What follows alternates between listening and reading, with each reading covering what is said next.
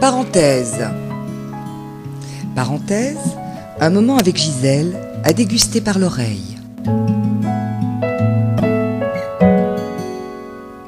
Vieux de 500 millions d'années, les coraux rassemblent près de 30% de la biodiversité marine. Aussi beaux qu'utiles, donc, ces biotopes fragiles sont dotés de pouvoirs insoupçonnés. Bonjour à tous. La gorgone violette, par exemple, est une élégante tueuse en série. Ce délicat éventail de la mer des Caraïbes cache une arme secrète. À l'instar des créatures mythologiques dont elle porte le nom et qui pétrifiaient leurs ennemis, cette beauté carnivore attend très patiemment la nuit pour déployer des filaments fins et paralysants. Elle attrape ainsi ses proies, du zooplancton qui remonte des profondeurs pour se nourrir lui-même de phytoplancton.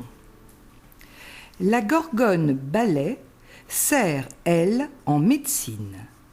Ces lianes ondoyantes servent à soigner, car le poison qu'elles inoculent à leur proie est un puissant inhibiteur tumoral dont on se sert dans le cnénactal, un stérol anticancéreux utilisé notamment pour le cancer des ovaires.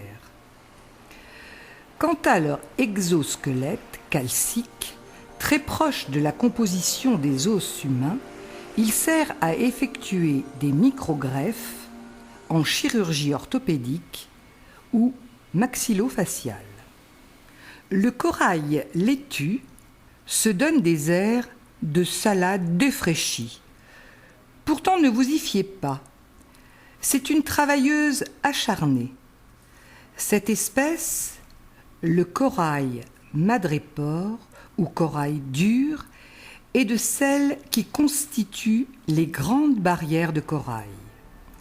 Elle pousse au rythme de 10 à 25 cm par an et peut vivre jusqu'à 4000 ans. Sa structure compacte et solide lui permet de protéger les littoraux d'une centaine de pays, de l'érosion aussi et des tempêtes. Un seul kilomètre carré de ce type de corail rassemble l'équivalent de toute la biodiversité des côtes françaises. Le corail de feu porte bien son nom, car qui s'y frotte, s'y pique. Ces buissons ardents sous-marins d'Égypte transpercent la peau de ceux qui les touchent avant d'injecter un venin très douloureux. Les symptômes sont quelquefois très spectaculaires, brûlure au 3e degré, fièvre et parfois nécrose des tissus. Selon les scientifiques, leur présence aléatoire dans les bancs récifaux, parmi les autres espèces, permet d'éloigner les prédateurs. L'homme, bien sûr, en tout premier, mais aussi l'étoile de mer épineuse, qui peut engloutir jusqu'à 5 à 6 mètres de récif par an.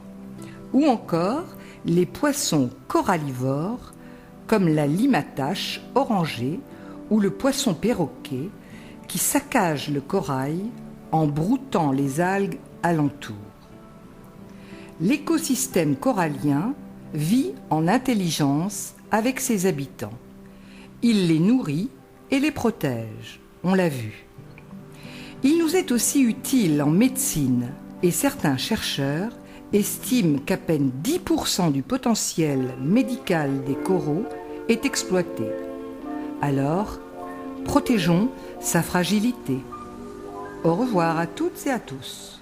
La mer qu'on voit danser le long des golfes clairs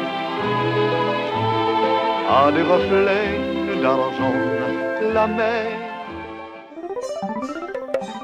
Radio CHU, c'est ta radio.